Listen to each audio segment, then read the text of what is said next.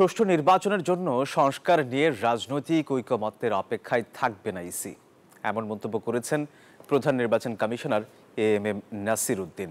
বৃহস্পতিবার নির্বাচন ভবনে অস্ট্রেলিয়ার হাই কমিশনার সুসান রাইলির সঙ্গে সৌজন্য সাক্ষাৎ শেষে এসব কথা বলেন সিইসি।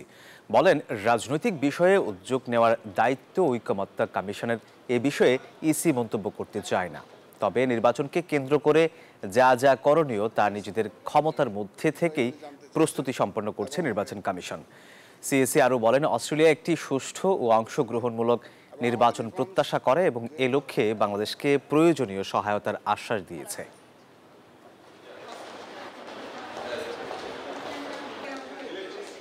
আমরা যেগুলো আশু আছে, যেগুলো ইমার্জেন্সি আমরা করে ফেলতে পারবো, সেগুলো ইলেকশনের আগে যেগুলো করা সম্ভব, যেগুলো প্রয়োজন, সেগুলো আমরা করব।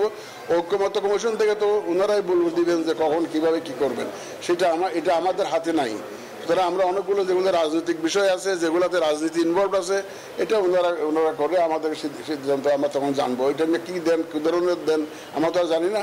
যেগুলো আমাদের ক্ষমতার মধ্যে আছে, আমাদের ইলেকশনের আগে যেগুলো আমরা প্রয়োজনীয় মনে করছি বা করা সম্ভব মনে করছি, we are working on that.